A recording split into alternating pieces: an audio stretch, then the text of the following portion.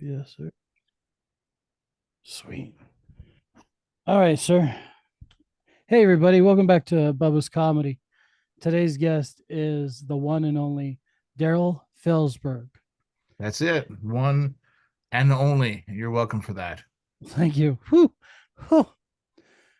Uh, I wanted to talk to you really because I'm new to the South, and how long have you been touring here in the South? Let me ask that question first.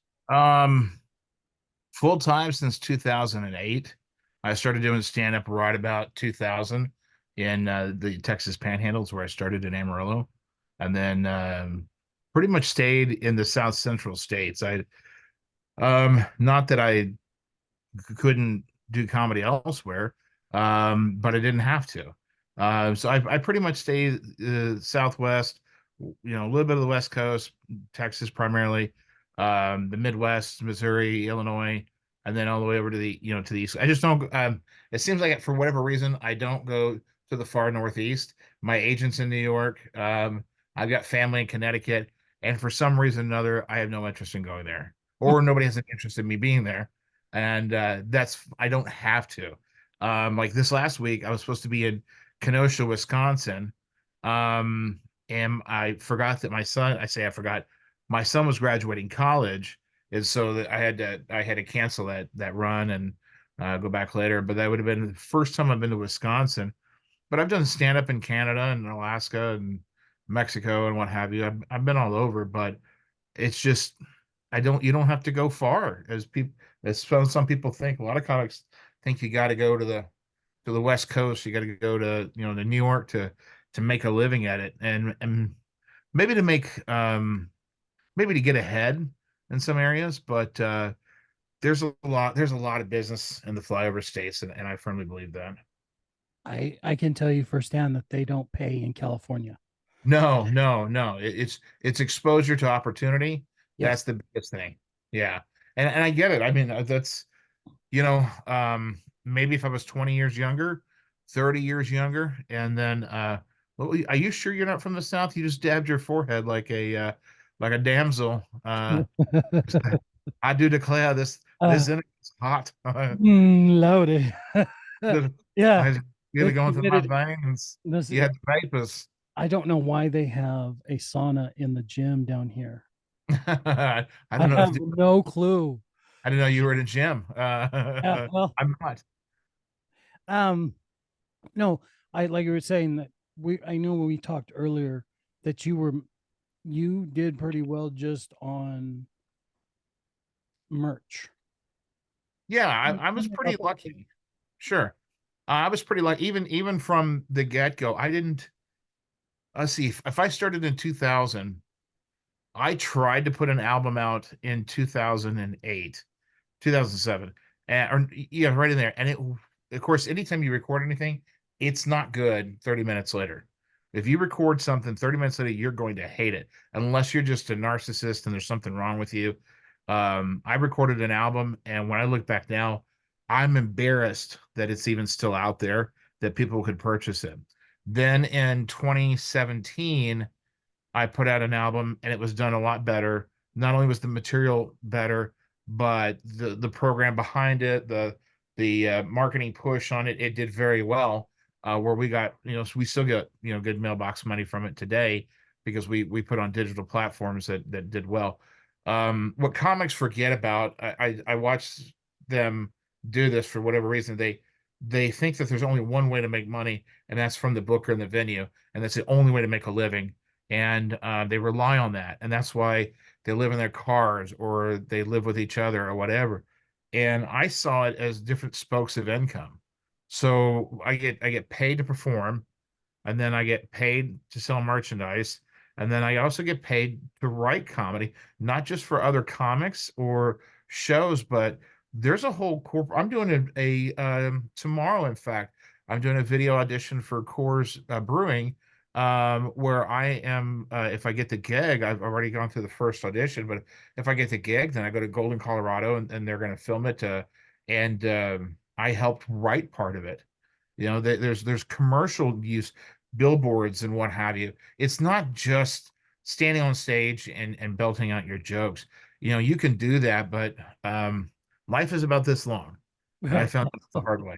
Yeah, and I realized that I'm glad I made some of those decisions then, because then I can take a gig for X amount of dollars that some people couldn't do, or whatever, and walk out with a reasonable amount of money because of the merchandise that I do sell.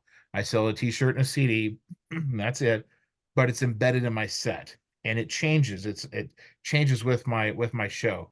So I'm right now, the piece I have now, I've been running with for about a year. I will get tired of the joke, and I will get tired of the piece of merchandise.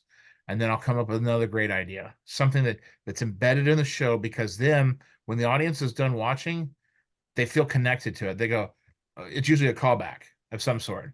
And then they're after the show, I got to have that shirt. And it's like, yeah, they're not going to buy it later on. They're not going to get it off a shelf or something. You know, it'd be nice if I had something that was evergreen like that, but I found that I will empty.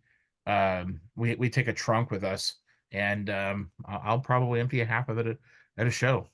So And that's and why I was asking that is because you were saying that that makes up a good portion of that you don't have to headline everywhere you go. Yeah, yeah. that's why I was asking. I apologize if I was just throwing it out there. Like, Oh no, and I probably cut you off because I was too quick to talk. But what that means is, if and it's hard to swallow that, because as a comic, once you start headlining, in a club, in a comedy club, you don't want to lose that recognition. Like right now, I mean, I talked about it openly. The Looney Bands were owned by Jeff Jones. He was the major partner, and I worked with Jeff for probably about 7 to 8 years as a feature, which was a long time.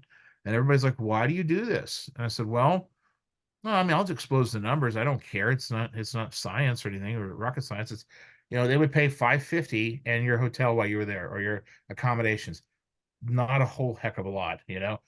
But I would sell $1,500, $1,800 in merchandise. So when the weekend was done and I would go home, I'd be up 2 grand, and it was just a weekend. Then it made it worthwhile. Dave Little said one time that you're not paying me to come tell jokes. You're paying me just enough to leave my family at home for the weekend. Otherwise, why don't I just stay home? For $500 for 4 nights. So I didn't mind featuring. And but once you started headlining, it is tough to swallow that bitter pill getting into a new club. And times change, venues have changed, people move on, people die. Cubs. Did you ever think of a time that Red Lobster would be closing? So that's up to the comedy clubs are just as vulnerable, and we're gonna have to accept that. I have to accept that, and get ready for the next venue that pops up. So do you think Red Lobster didn't see that coming? Like, let's keep giving the all you can eat shrimp out and not charging like when you go to a club, you get the two drink minimum. yeah. Red Lobster was like, it's on us. Come on in. Like, But we laughed about that. But my son's a great big kid, and we went to Red Lobster probably a couple months ago on a road swing, and he got the all you can eat shrimp thing. And I think it was like $29 or $25, something like that. And he probably got $50, $60 worth. It makes total sense. They filed a bankruptcy, and then 30 days later, I was just telling my wife earlier today that those restaurants, they announced they're closing on Monday. They shuttered their doors. Their employees found out Monday morning they were out of work. By Tuesday, all the contents of those stores that had closed were up for auction, and the auction ended this morning. So they auctioned. So from the time they announced we're done to auctioning all their gear off for those stores was like 3 days, 4 days. And you bought the entire contents, because I looked at the one that was in Longview, Texas, and for $10,500, we could have owned everything that was in that Red Lobster. Everything from the marketing materials to the lobster tank to all the gear to everything. It's that tells you how bad it was. They had to unload. So anyway, well, so now that we're done with the business corner, no, what's next? no, I was, it's, it's very, because where I come from, California, you see people just stride 6, 7 shows a night just to make $300. And that's why I was really just because I'm new here to the South and I would like to become you. I would like to do stand up. No, well, I take that back. I'm sorry. I would like to have a full time gig where I'm gone 40 to 23 weekends out of the month. Sure. You know what I mean? Like, it's something that's in me that I love. And I don't, if I didn't get shot back in 2015, I don't know where things could have been. You know what I Well, mean? you mentioned that, yeah. Yeah. Yeah, I don't know. See, I think that it's one of those things where I had to finally accept that the path isn't the same for everybody. You know, the old adage of uh, we're all in the same ship, but we didn't come in the same boat. You know, your path should be a lot different. Protocol, I thought, was what we had to go by, and that was you went on the road and you emceed, and then you would stay in these dank hotel rooms and get paid next to nothing, and then you go. Then, if you were lucky enough, you were promoted to a feature, and if you did that route long enough, somebody would go, "We're going to headline you." But producing shows has changed so much in the last 5 years, especially thanks to COVID. A Yeah. lot of the comedy clubs have closed or have moved on, and there's so many people that got into the production game, and this becomes this becomes a very delicate situation. And I'll give you a scenario. What we've seen is new people, new comics, not young, but people new to the industry, lucky enough to have a venue fall in their lap where some bar owner says, we want comedy. Can you book it? And then they're like, absolutely, I can. And then they become what a lot of people call a gatekeeper in a market. So now you got this person who is booking this room. Well, then there's producer B in another market has another room. Okay. And let's say that the first producer is not as good as on stage as the second producer. The second producer is a really good comic who happens to be booking a room. Well, producer one's like, hey, I'll give you a shot to perform on my stage. You let me perform on your stage. It's called gig swapping. And producer two is going to go to producer one and kill it and do a great job. Producer one doesn't have the chops to do it. And he's going to go and shit on that stage, on producer two stage. Producer two is really the one that is in trouble here because he let a poor comic go on his stage. Stages are very vulnerable.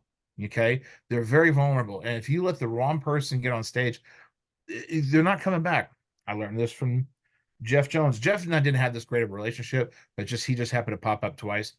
I was booking a room in McAllister, Oklahoma, and which was within his 100-mile radius of his Tulsa room. And he wouldn't let the headliners work in my room. So, because it was too close. So I reached out to him and said, hey, can we make an exception? We're 99, literally 99 miles within that 100-mile radius. He said, well, if I made the exception for you, I'd have to make the exception for other people producing shows in our market. It's okay. I understand that. And he said, besides, Daryl, what people don't realize is that the average person will go to a comedy club maybe once in their lifetime, maybe once. That's it.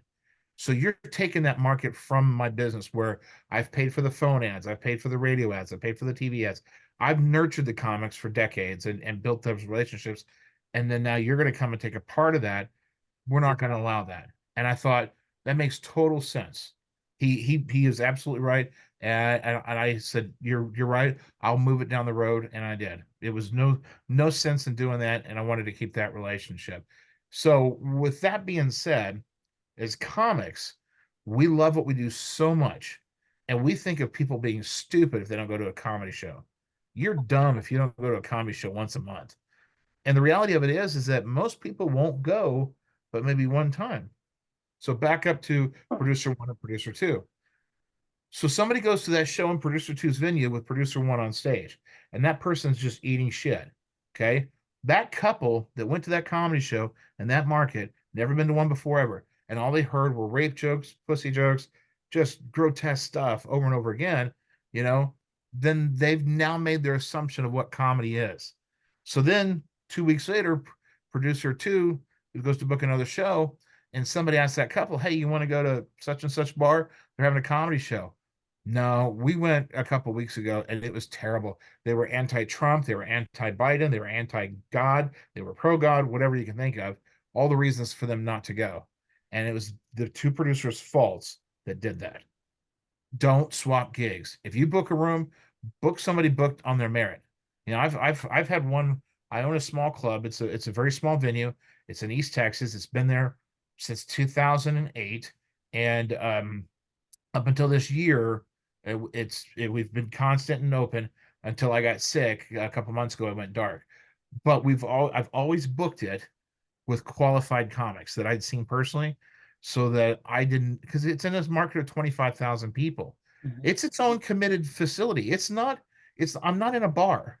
My venue is not in a restaurant in a back room. We have our own committed where we pay the rent, the electric bill, the water bill, et cetera, pay the taxes on it. And it's its own entity by itself. It serves one purpose. It's a comedy club in a town of 25,000 people since 2008. That means we booked it right. Right. I'll fight anybody till the day I die that we booked it right. I never swapped a gig. I never said, "Hey, you can come work my club. I'll go work yours." It just doesn't work that way. It never has and never will. You see that a lot in California. I'm going to show you something. Yeah. Okay. It's an 8 track. It was George Carlin evening night at Wally's Wando. Oh God. Okay. Londo. What? So I'm gonna guess those are. It's not a Little David record. Is it a Little David label? Yes, sir. Okay. So that's not too far. That's at the beginning of the Little David records. Then that's one of the first ones. So probably 68, 70. 75. Okay, 75. Wow, I was wrong. I was wrong. Jack Lewis and George Carlin. Tell me about your time with Mr. George Carlin. And I it was you, it was you, brief. you, What's that? because his birthday was just the other day. That's right. It was, You, you were telling me a story that you fell in love with comedy because you were listening to an A track. that's right. That's right. You remember that. When my dad worked on oil rigs, he'd be gone for several weeks at a time. And for Christmas one year, my family got me a stereo that had an 8 track player. And I was a kid, and we didn't have anything. My dad, if you know anything about the oil field business, especially during the early 80s, you worked for about 6 weeks and then you didn't work for another 18 months. And then you worked for 6 weeks. It was bad. And my dad was always getting hurt. So anything like that was a luxury. And when he would be gone, I would get hold of his 8 track case. He had a box that had a handle on it with vinyl on the outside of it, plush vinyl. And That wasn't vinyl. That was pleather. That wasn't. leather, yeah, it was fake, whatever it was. And so I would listen to George Carlin, Toledo Window Box. I would listen to gosh, most of the Little David early stuff. My dad had several of them, and then he had Cheech and Chong, Richard Pryor, stuff like that. And so I would listen to it. Being um, an 8-year-old boy, 9-year-old boy, listening to it, I didn't understand 2/3 of it. I just laughed at the dumb words that they would say. But I fell in love with it, and my dad had recognized that too. So we would watch Johnny Carson at night because they bring comics on, and I got to see guys like Bill Kirkenbauer and the different comics that would come up on stage. So fast forward, I'm a teenager, probably 16, 17, and I'm working. I got a job as a salesperson, and my father had passed away when I was 15. So I spent my time driving, doing these sales, and I would listen to cassettes that I'd buy at truck stops or CDs when I got a CD player. And it was, Carlin at Carnegie Hall, Carlin on campus, um, uh, parental advisory. What am I doing in Jersey? No, no, no. Yeah, jamming in New York, et cetera, et cetera. So I listened to all these, and I I fell in love with it because I listened to the words and the wordsmithing. Comics, I say this affectionately, comics shit on him now because some of the stuff was so simple, but it was so brilliant in its thoughts. It's like when he talks about the words that people use in the airline industry. He talked about how how is it possible that somebody could welcome me to a city that they're just now arrived in as well at the same time as me, you know? And then he said that when you get on the plane, the stewards would say, get on the plane. And he'd say, fuck you, I'm getting in the plane. There's less wind in here, you know? It was just so brilliant to me. And then my dad died when I was 15. My dad was 37. I did not understand why that happened. I was the oldest of three, and I had to go to work to make sure that we made ends meet for our family. And I didn't understand why God would do that to us. And I remember family coming over and even our pastor, you know, trying to explain why this happened. And there was no good reason why this happened to me in my mind. And Carlin probably made me agnostic at best, and made me question things that I wouldn't before. So anyway, I started listening to other CDs and other stand up, and then fast forward to somebody doing the, you know, I'm now at this point in time I'm married. I believe my son was just born, and I started doing open mic at the comedy club in Amarillo. And I had that opportunity to start out, and then kind of grew into it. And then I was fortunate enough to meet George a little later on, and got to visit with him, and even bounce jokes off each other, and just a wonderful person. But that's how I fell in love with comedy, you know. And I'm listening to it all too. I mean, I listen to the Kennisons, I listen to you know, Hicks, I listen to a little bit of Hicks. um I even like silly comedy. I love Pauly Shore, Stephen Wright, all that stuff. But I'll tell you, I'll tell you what who changed my life in comedy. And then we can move on. When I'm going to say it was 2006, maybe 2007, I flew to El Paso to do a corporate gig. And when I got done with the corporate gig, it was a midday, late afternoon, or evening type of thing, you know, where they have you like host an event and that kind of stuff. And then when I got done, I was off work basically. This is what they called it. So I figured I'm gonna go to the comedy club and see if I can get a guest set and visit with the owner, maybe see about getting some booking out of it. And it was at Bart Reed's comic strip. This is when he was on I-10. And I remember walking in, and the headliner was Jimmy Pardo, and the feature act was Chris Fairbanks. And I sat through the first show and laughed my ass off at both of these humans. Both of them had such different styles. And when Jimmy got up, he was doing something that I was kind of doing, but didn't know what it was. It wasn't, people call it crowd work. I don't call it crowd work. It's just this subconscious stream um, of just thoughts that come out that just you know where it's going when you say them, but it's you only can see about 2 feet around the corner. That's right. And afterwards, I remember talking to Jimmy and was like, that was incredible. I've never seen anything like that before in my life or whatever. And I got either back home or I called a buddy of mine, Aaron Baker, who's a comic, and told him that I just went to the club. He goes, who'd you see? And I said, Jimmy Pardo. And he goes, oh my God, you saw Jimmy Pardo? And I was like, yeah, he's pretty good. He goes, oh, he's a god in comedy. I was like, really? He was like, yeah. Well, come to find out, he was like the pioneer of podcasting. Like that's at that same time, he was launching a podcast and was telling me about it. And I was like, I don't know what this is, you know, whatever you're talking, your you know, online radio show or whatever. And when it launched, I started listening to it. And not only did I become a huge fan of Jimmy Pardo, um, I booked him a couple times. I got to open for him several times. We became friends. We text each other on a regular basis. He'll they say never meet your heroes, and so far I'm 2 for 2. And I didn't know Jimmy was my hero until I saw him. I love everything that comes the way he does comedy. I love the way he talks to people, the sarcasm. It's so thick, and I feel it.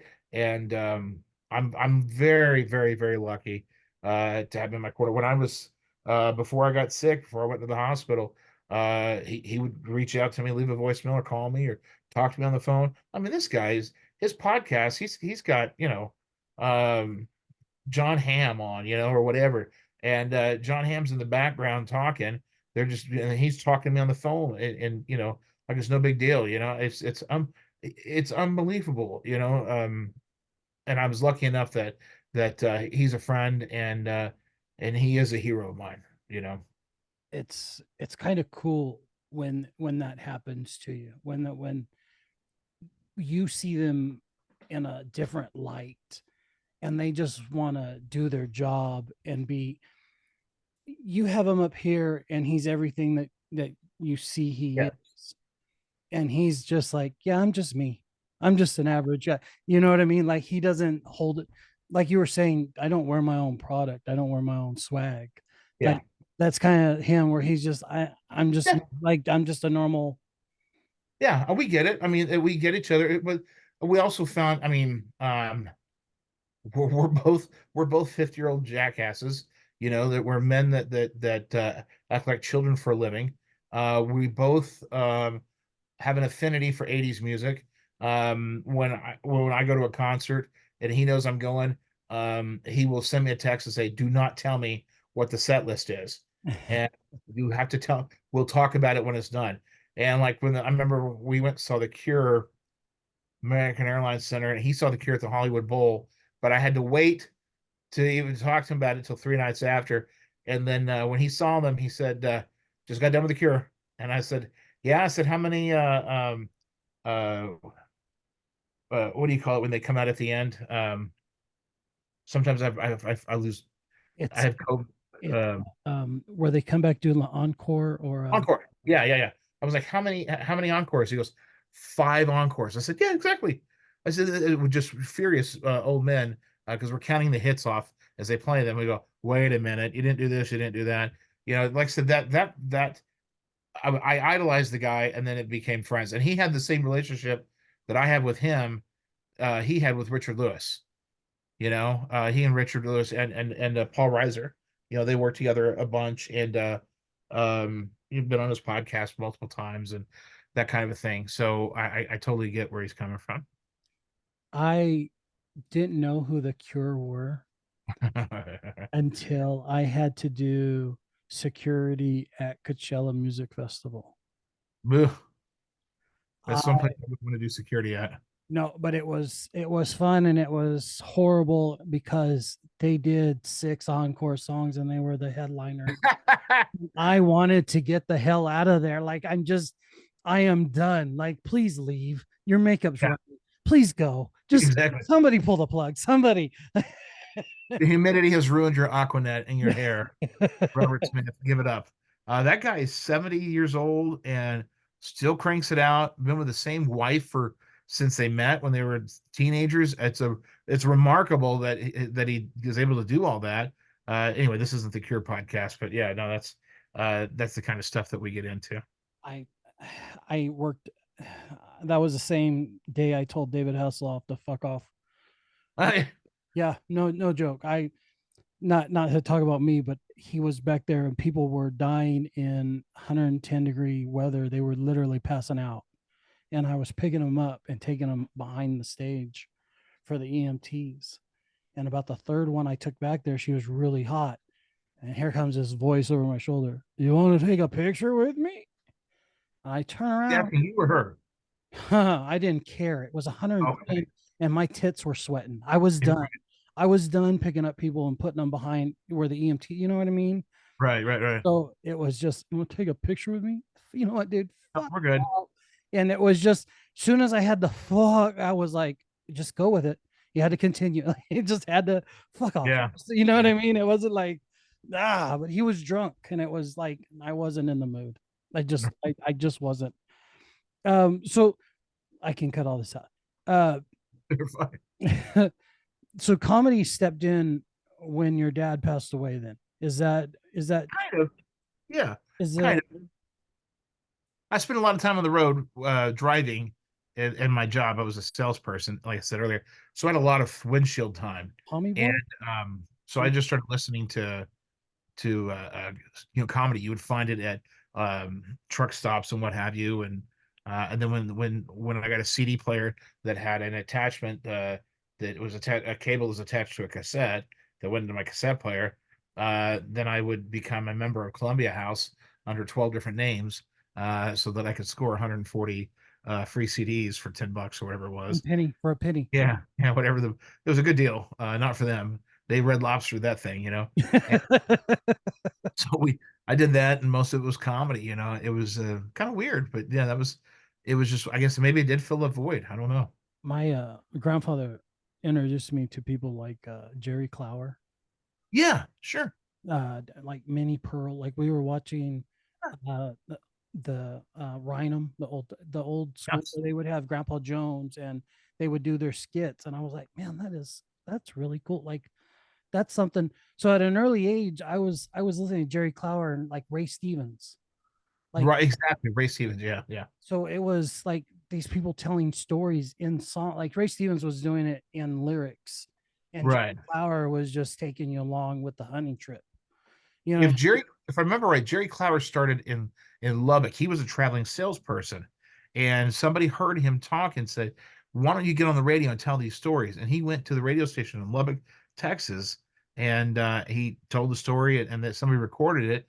And then all of a sudden, he got out of this fertilizer sales business and was a radio comedian.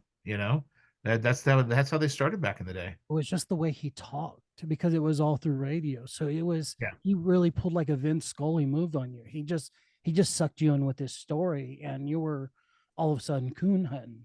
You felt you were there. He was painting Right, the picture. right. You could see it. Isn't that great? I mean, that's like, for years and years when I was again on the road, even during doing stand up, it seemed like when I would travel to a club, you would leave the club on Sunday morning, leave the condo or the hotel or whatever, and start making your way back home. And I would catch Garrison Keeler on a Prairie Home Companion, and I endeared listening to him, his baritone voice, and the way he painted a picture of Lake Wobegon, that I started buying his books and then listening to them and reading them. And to this day, if I need to go to sleep, I can put Garrison Keeler on and just love listening to him. He's just a fantastic storyteller. What so I was going to ask you what job helped you propel you into stand up. Was there a certain just a direction, or was it just that you saw your hero on stage and was like, you know what, full bore ahead, and I'm going after that? Uh, no, it was my job. I sold vacuum cleaners door to door. Huh. One of the hardest things anybody could ever do. But it was the only people at the time that would hire me when I was 17. At that time, I had a couple other small jobs. But when I applied for that job, there was no. I was started in Corpus Christi, and there was not a whole lot of opportunity. The unemployment rate at that time was 8 or 9%, 10% at some point. And unless you're going to work in the refineries, which I wasn't old enough, I got a job selling vacuum cleaners door to door, and I never had an opportunity like that where you can make a bunch of money to just work hard. And I was dumb enough to just work hard. And then I found that when I would come across a client, whether it be a presentation, whatever, they were more interested in listening to me talk because I was having fun with it. And then I started doing jokes and being silly and made the experience fun for them. And they were like, "Well, this is great." And so I did that, and I would hear it from customers, and I would hear from people I worked with that, "Oh, you should do stand up." I think that's the go-to phrase. Comedy is such a broad thing that that's the easy phrase to go to is you should go do stand up. You go do comedy. And I waited till I was 30, maybe 28, 27, somewhere in there. And I at that time, um, gosh, what? I know I always I wish I knew which day I did it, which was the actual day. And I might be able to go back and really do the legwork and find out. But I remember going to the local comedy club and watching on Wednesday night, they would have open mic night. It was Amarillo Comedy Club. And there was a girl there named Kristen Key. If you look her up, she's a terrific guitar comic. But she was there. She was part of that scene. There's a couple others, and I would go Wednesday night, and I sat back in the back quietly, and I would watch the open mic, and I would just watch this happen, and then come back during the weekend, see a pro. And then the one I ever saw there was Jeff Burgart, and then a guy who's a hypnotist slash comic at the time, Rusty Z out of Colorado. And then a couple others, and then so I decided, okay, I'm maybe I'll do it. So one week I'm there on open mic night, and I'm just watching again, and I already had 5 minutes put together in my head. I knew what I would do. And the local weatherman, Tony Durda, was his name. And Tony went up and did 5 minutes, and he was terrible, but he brought a bunch of people with him to come see him, and they were laughing and having a good time. And I immediately went to the host and said, "Is there any way I can go up?" And he said, "Yeah, you can go up next if you want to." And I had to give him my name, and what have you. And I went up and I did that 5 minutes, and killed it, or just great response. And I came down, and afterwards, a comic named Aaron Baker, I mentioned him before, had come back to the back of the room and said, "How long you been doing this? Where are you from?" I was like, "Well, I'm from here, and this is my first time." And he thought, "No, how long you been doing this?" And it was a huge confidence boost at that time. And then after that, I just kept writing. And then the comedy club closed because the owner died. And so that guy, Aaron Baker, opened up another comedy club. And I told him, I said, it was in another venue. I said, "If you need somebody, I'll clean tables, I'll do whatever." Now, might I add, at that time, I was 28 or 29. My son was on its way. I owned one business. And so I had the means at that time to step away. And I was like, "Hey, I'll wipe tables. I'll do whatever you need me to do. I don't care." And he said, "Well, why don't you be a house MC?" And I said, "Okay, what do I do?" And he goes, "You just run the shows." So then I would work with all the headliners and just forged relationships. And they were like, we became friends to this day. I'm still friends with a ton of them. And those relationships have paid off because they remembered how I started, what I did. And 20 years later, I have no problem using them as a reference. Eddie Ift. I try to think of someone off the top of my head, but Kristen Key is one of them, and Scotty Goff out of New Mexico, and it goes on and on and on. But that's basically how I started stand up. No different than anybody else, you know. When a lot of comedians who start nowadays don't just want to hone their skills on writing and performing. They want to drop their hat into, like you were saying earlier, into booking their own show, putting a show together, having their own venue before they even have 20 minutes worth of comedy. That to me is a big problem because that right there, you're one, it's you as a comedian, I can say it. My writing suffered when I was producing my own shows because you had 9 million other things to do. Mm-hmm. So as I tell younger comedians that are trying to get in this, I'm like, do not start a show, do not run your own show. That's not everything. Just have good minutes, have good material, Mm-hmm. and that will play everywhere because you don't need the pressure of, okay, is this guy going to call in on me? Am I going to have an MC? Is this going to happen? Like that is just a part of comedy I can do without nowadays. Well, when I when I saw Harlan last, he was writing "You're All Diseased," if I remember right, and we were uh, we were chatting, and he had a spiral notebook. He loved these spiral notebooks that were 1 inch thick, and he had just shit written all over it. And he went out and started the show. There was a stool for him. Then there was a cart, and that cart had a carafe of water on it, room temperature water, and a glass, and that spiral notebook. And I've listened to other comics mock comics for taking their notes on stage. When I saw him do it, I thought it was okay. I have two offices that I keep. I have one at home, and then I office out of the back of the comedy club, where I'm at now, where I keep these. And to this day, I still have these are just the ones I have here. These are just some of the journals that I have here. This is not the box of journals that I have at home that have everything that's done. And then I have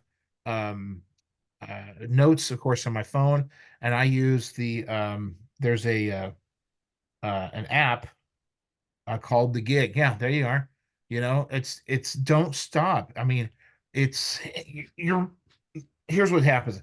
I don't think that they necessarily want to be stand-up comedians. They want to be stand-up famous before, and they don't get it. They're like, man, if you got a stage name before you've got 5 minutes, we can't be friends. I mean, I get it. There's some people who have a stage name because they're a teacher during the day, so at night they think it's going to create separation. There's social media today. They see your face, they're going to recognize you. It doesn't work. That's you wanting to create an alter ego so that it gives you permission to do things that you wouldn't normally do. It allows you to talk to people how you wouldn't normally talk to people. It gives you an excuse. If you ever watch Deion Sanders, he had two personalities. Deion Sanders was a baseball player. Prime Time was a football player. Prime Time had gold chains and sunglasses. Deion Sanders, the ball player, didn't have sunglasses or gold chains. He was a baseball player. He created these alter egos and that was for him. And you know what? If it works, great. But I just see so many young comics that do that, and I'm like, you're already starting off on the wrong foot. What was his saying? Look good, feel good, play good. Something like that. Yeah. I His and I personality. adore him. I think he was an incredible athlete, and I loved watching what he did. And there's a great 30 for 30 on the 48 hours where he played baseball and football at the same time, and how the Braves were so mad at him for doing that because they thought it cost him the World Series. And people don't realize that his baseball contract ended July 31st of that year. That was probably 1992, and that's when his NFL contract started. And he stuck around through October on a handshake with the Braves. And the Braves were like, "No, you work full time for us." He's like, "I don't even have a contract with you." And it was kind of contested, but he just the way he handled himself was really great, and how he did it. But anyway, I see comics do that. Okay, so now I've got a name. Well, I better have some branding behind my name. But if you don't have any product on the stage, what are you doing? You're just reminding everybody how bad you are. And now they're going to associate that. And what happens when that is a fad and that runs out? What happens? I mean, and I'm not calling anybody out, but if I meet a young comic that's got a stage name, I'm like, dump it. Dump it now. Okay. Let it develop when the time's right. Then maybe it'll become something. Let the public give you something like that. Because if they don't, and you start off with, Mom, Alex Ansel is such a great comic out of Las Vegas. He was originally from Texas. I think Alex is terrific. He's very funny. And he used to have the stage name of Kool-Aid. And he kept it as a nickname, and I was okay with that. But he would start off as I'm Kool-Aid. And I was like, what happens when Alex. you're 50 years old? Alex. Yes, I know Alex. Yeah. And I Yes. said, and I remember when the first time I met him 20 years ago, I was like, what is your Christian name? And what's the one your mom and dad gave you? And he said, Alex Ansel. I said, oh my God, what a great name to have. And it's a name no one's going to forget. The double A, the alliteration. Just use your real name. If you want to go by Alex Kool-Aid Ansel, that's fine, but I don't think it's, because what's the marketing? I said, you're going to outgrow it. You're going to outgrow the marketing. And he has. He has. And he's a great comic. He's very funny. And I hope he does well with it. But I see that a lot. I see the merchandise thing too. It's like, you know what? I don't I'm about promotion. Marketing is critical, you know, but not everything you have to have has to be yours that you sell. I see this a lot too. When a comic's done with a set, they'll have a shirt on, and the shirt will just have something on it, and they'll go, "Hey man, after the show, I'll be back there. I sell these shirts that say whatever." I'm like, "Okay, that's great. Why do I want that? Oh, just to support you, to help you out. Well, I'll just donate $20 to you instead. I don't need a shirt that says whatever. It doesn't correlate. But if you have a bit, and the bit is something that's a signature bit, and you get an applause break from it, and you can tie that into the shirt, then when you're done, you say, "Hey, listen, I've got a whole bunch of these shirts that go with this or whatever," and then they're like, "That's groundbreaking." It's, "Oh my God, yeah, we got to have that." You get a second applause break because they're going, "Oh, I remember when he did that joke earlier. She did that joke earlier." Sometimes, and I know why, we just want to have stuff to sell stuff to help cover the cost. It's not cheap, dude. It isn't cheap. These clubs aren't the money for headliners only goes up with your social media accounts. You know, if you got a bunch of TikTok followers, you got a bunch, then you're going to get paid more. You're a feature, that pay hasn't changed in 25 years. And I even grossly admitted that even in our venue, we pay features the same as we did probably 10 years ago. That also tells you the value that's been put on features. And that's a shame. We need to do something about that, you know? So maybe we'll, all right. So maybe we should start with me and we'll raise our fees and pay them a little bit more. But I get it. You got to have gas money. Sometimes you got to have hotel money, you know? And you get in these other markets, and I like, I'm going to Florida for a 2 week run. And I've got a couple nights in between. I'm not doing anything. And I thought, I'll book something. So I asked other comics in the area who books what shows. They're like, oh, you got to talk to this person, talk to that person. I said, hey, I'm a headliner coming out of Texas. I've got a couple off nights. I thought about, yeah, I'll pick up a show. Well, yeah, well, it pays $40 for 20 minutes. For a headliner? Or do you need somebody just to close the show? There's a difference, you know. We got credits. I've got bills to pay. I'd rather just get a hotel room and enjoy the beach or something for a day and take a day off, rather than go listen to 10 other comics in front of me, do a bunch of abortion jokes that aren't going to work, and then pick up $40 or whatever it is. It's I get it, but then again, too, those are typically new producers who are just getting into the game, and they think that that's okay, that's the way it works. It just doesn't work that way, you know. Let me ask you, Yeah. uh when you got into this game compared to now, the what's the most difficult thing now to deal with in this game? um for me, and I'll just say it for me, I'll be very honest, it's taken me to about the last year or two. um I would get very jealous of other people's opportunities. I would see people get work who didn't deserve the work. They would get these gigs, these amazing gigs, these amazing shows, and they weren't near as funny as I was, and they didn't have the material or the clout or anything. They just happened to be at the right place at the right time. And then this would fester within me, and I would get so mad, and I would try to pick it apart. And that was wrong. I was wrong for doing that. You should be happy for those that get those opportunities. We don't know when your shot's going to come. We have no idea, and it could come. It could be next week. I look at like Ralph Barbosa. Ralph Barbosa.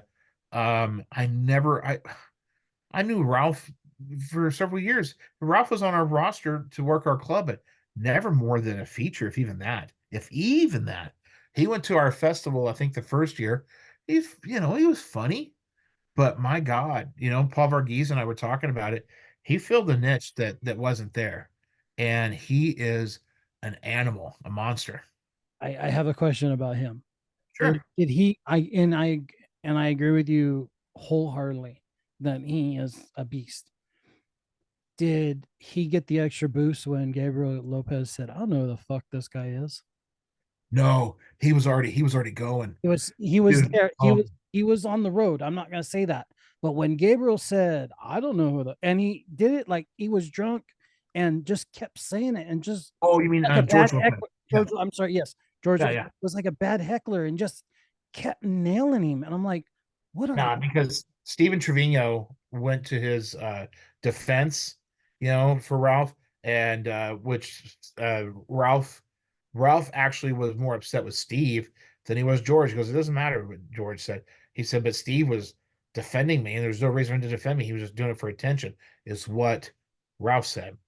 Now, no, Ralph was already on a rocket that George couldn't even lift his head up to see because he was heading that way. He broke a record, sold out this last weekend, 16 shows at the Houston Improv, sold out in a record time.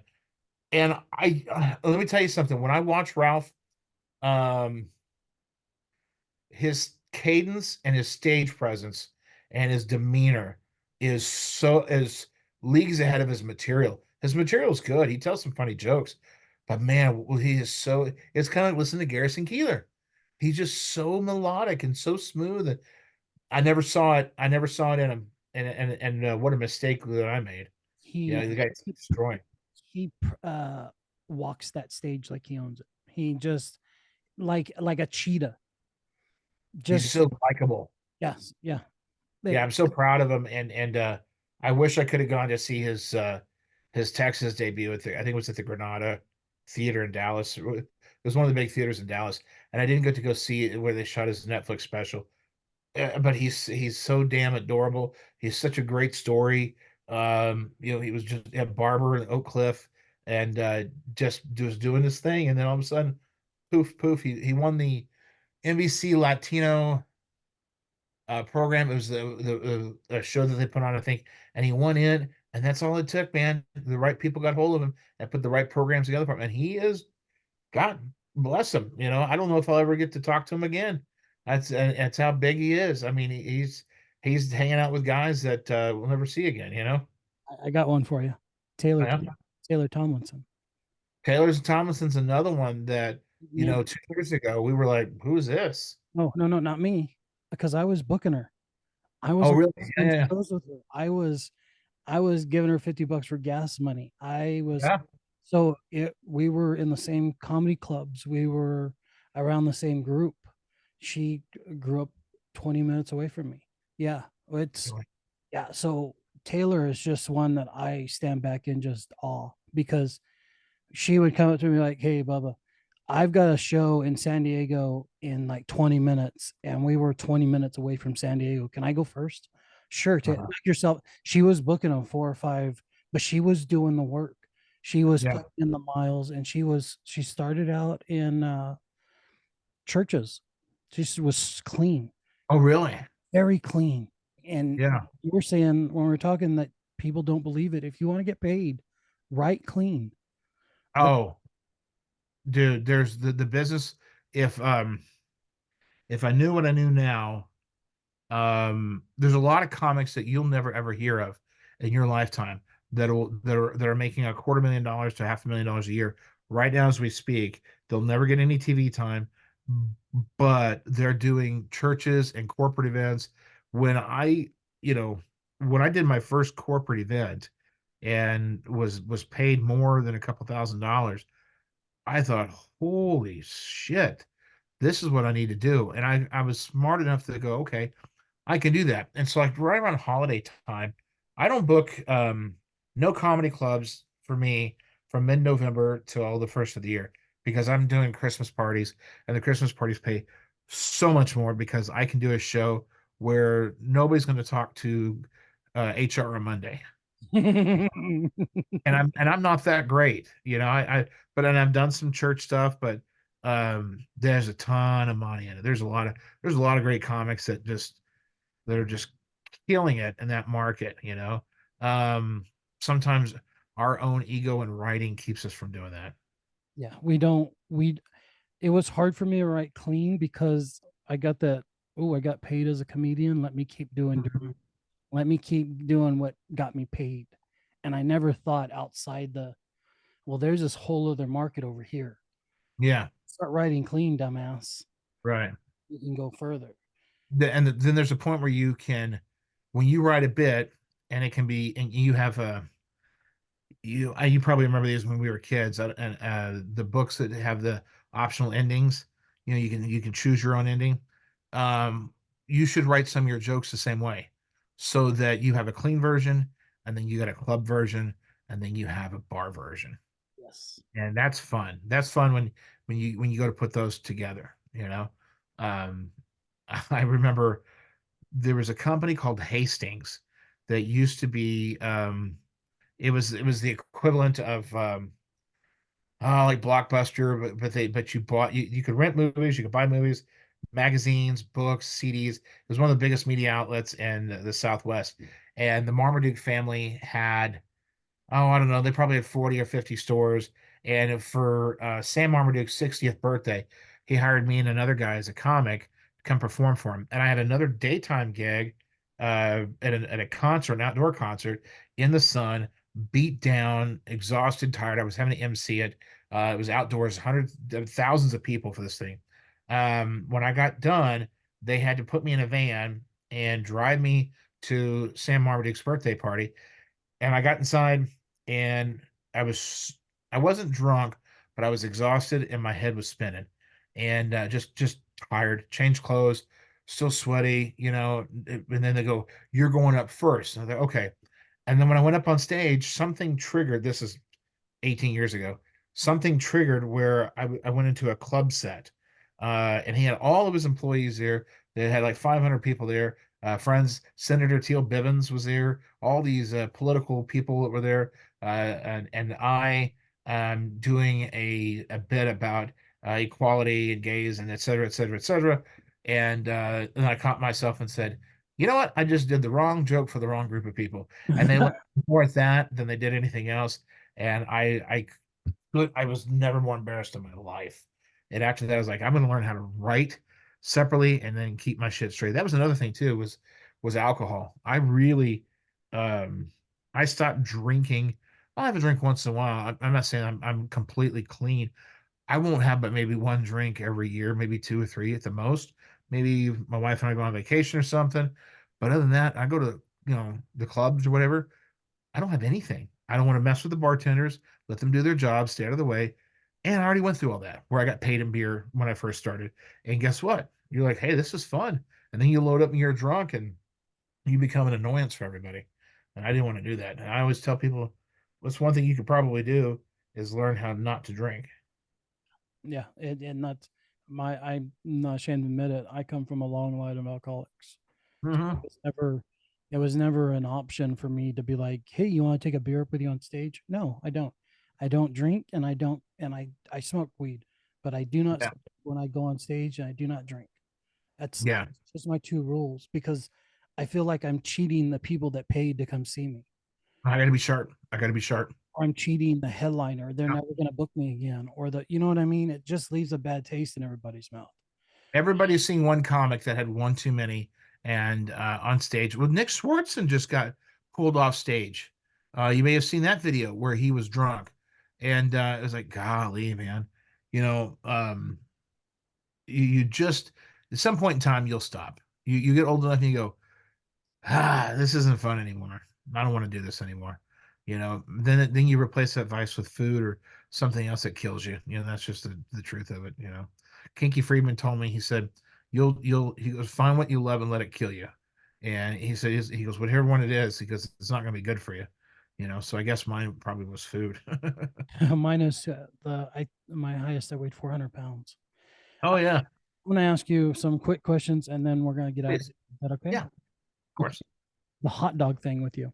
What is it with you and hot dogs, corn dogs, and everything else like that? Well, that's just a recent thing. I saw, I just found some photographs that made me laugh. Just the absurdity of when you think about what's in a hot dog and you think about how we just don't care.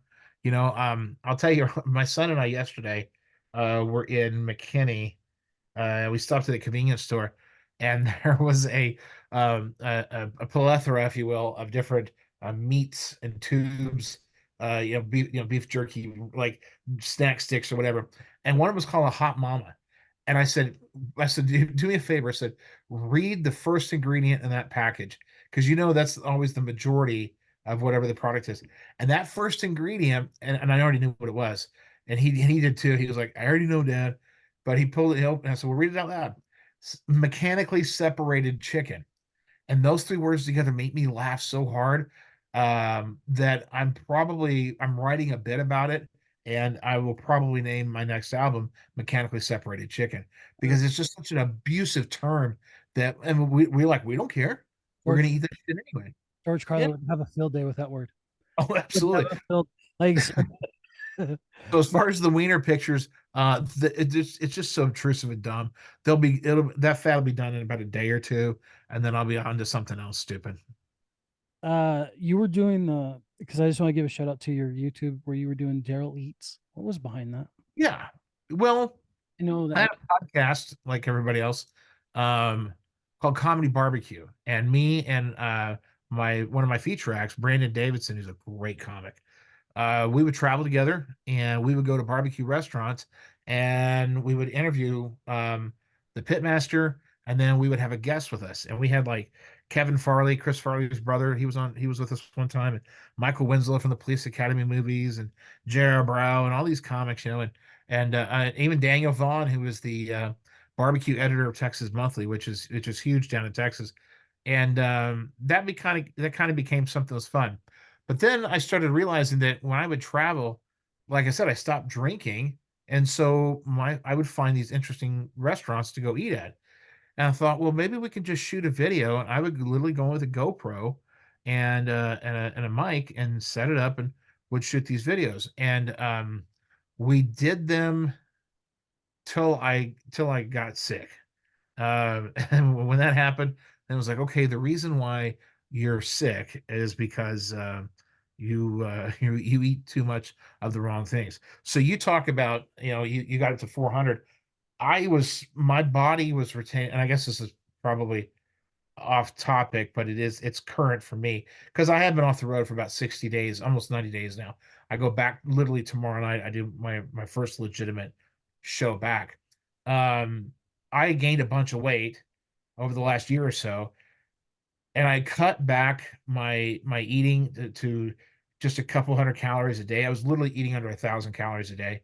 Um, just could not lose the weight, and went to a weight doctor for Ozempic. I always had issues with my ankles swelling, and I just thought that comes with age and just being fat. And when I went to the weight doctor to get on Ozempic, they gave me some different pills and what have you. But then the swelling continued up my legs and literally into my balls and my crotch. And it got to the point where I couldn't walk. And this is at the end of February. Yeah, end of February.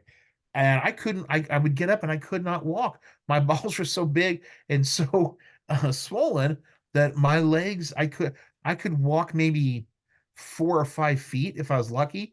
And it was almost like this, and then I would have to sit down.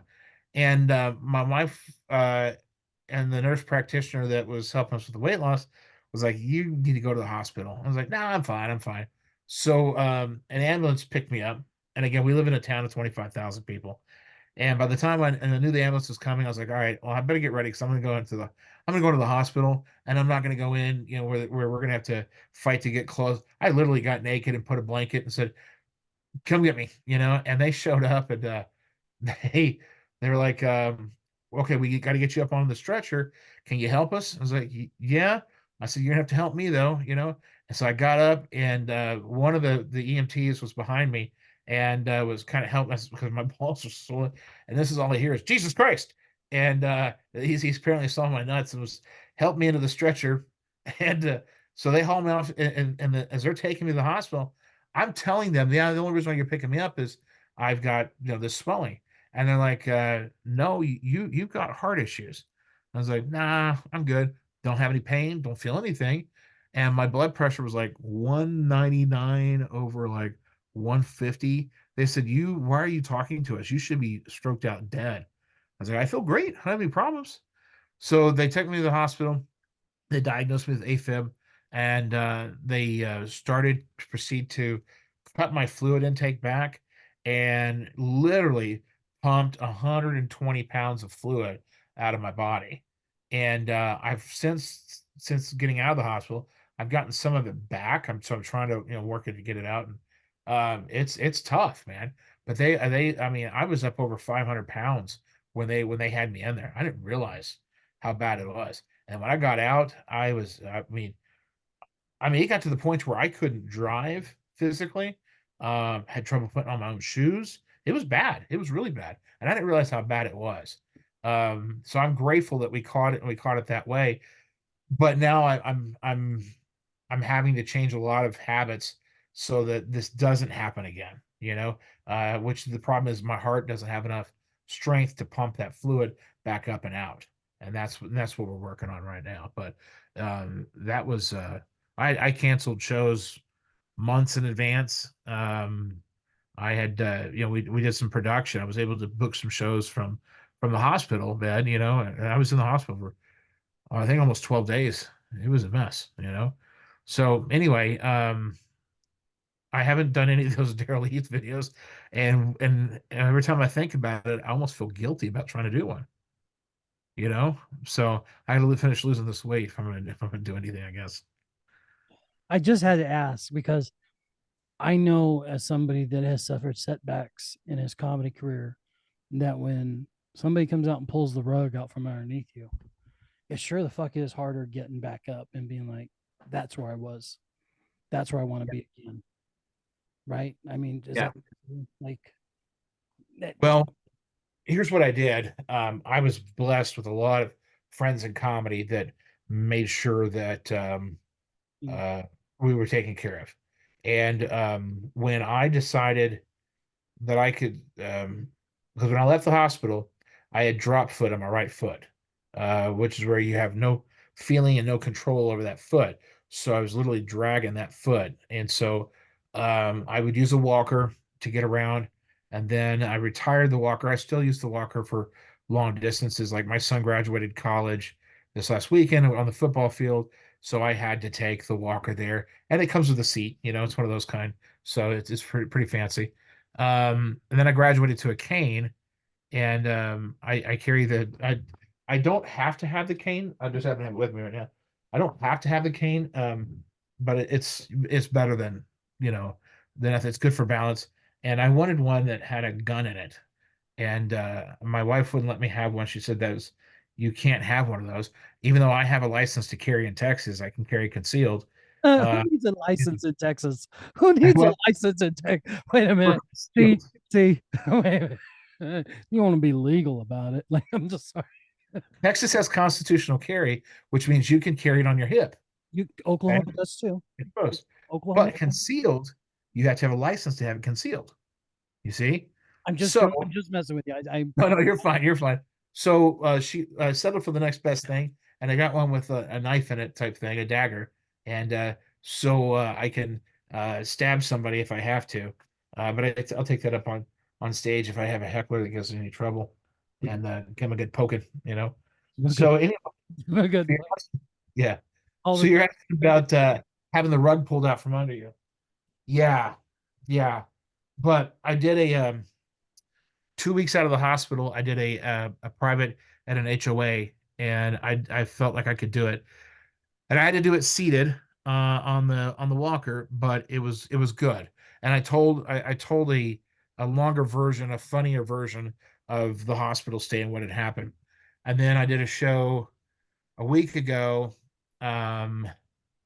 Where I headlined the show, and it was me telling stories, and it ended up me talking about that, and it went terrific. It was probably the best set I ever had in my life in 20 years. So I have one show tomorrow night, and then that's the last of the little one nighters. Then after that, I'm back on doing short tours for 3 or 4 nights in a row, or comedy clubs or whatever. So What was your emotion when you saw your son chug the beer in his college robe? oh, they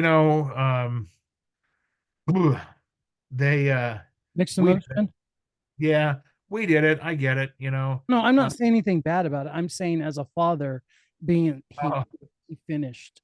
Like oh yeah, yeah, got no. him. I'm not. I love the picture. I think it's Oh a yeah. straight out of Varsity Blues. Like Oh yeah, I, sure.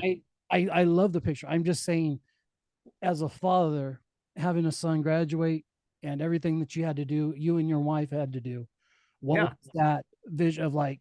Whew, did you? Did Well, it'd be different if he had a job, which we're working on that. But I mean, he's back on my payroll. Uh, we just had that discussion. He came home for a couple days. He's heading back to his house in Stephenville, and then we're going to make the decision of what we're going to do. But Garrick had worked in the comedy club with me and worked since he was 10 or 12, he lived and would go on the road with me, especially when if I had problems or wasn't feeling swell or whatever. Garrick, he would carry my gear. Like tomorrow night, my daughter will go with me. They love going. Dad gets up there. We work for an hour, and they sell merchandise, and they're part of my show when I tell stories about life. And so there's a lot of people that they'll come up to me and go, "So you're the daughter, or you're the son, or whatever." And that, yeah, there's a connection there, and so they help out. But he's crossed that finish line. But I want to make sure that he's got some sort of reliable opportunity, because it was 4 years coming out of COVID, a lot of money. We don't, we paid for it all. And so you know, there's I think we took a couple small loans, but and he had a few little scholarships here and there, but we took care of the rest. And it was a tough go, especially this last couple months, but we made it. We're there. Well, thank you, sir. I want to appreciate Oh, thank you for your time tonight. yeah, I'm gonna get this edited and recorded or set up, and I'll send you a copy of it. absolutely. We'll share it as well. And just for editing purposes, so you have the data, darylfelsberg.com, all the shows there, what have you, all that good stuff. And What they what can do you find me. what do you have coming up? What's your shows coming up? What are you, Um, just signed a couple theater deals. In fact, let me look it up. I'll be at the Cactus Theater in Lubbock, Texas on June the 14th. June the 15th, I'll be at the Grand Central Theater in Louisville, Texas. Then I'm at the Main Street Theater for two shows in Sulphur Springs, Texas. Um, then I'm at Lake Hawkins, Texas. I'm trying to think of where else I'm at. But yeah, those are the big ones coming up. No clubs until the fall. Most of the clubs stayed booked out. And of course, then when I got sick, I canceled what I had. And then I go to Florida in October for a total of 3 weeks. A couple comedy clubs there, and then some one nighters in between. But all that's on schedule on the website. alrighty, sir. Well, thank you. Thank you for your I don't time, know. Thank you. Appreciate it. And glad we finally got it done. sir. Thank you. Thanks for your patience, man. We'll see you.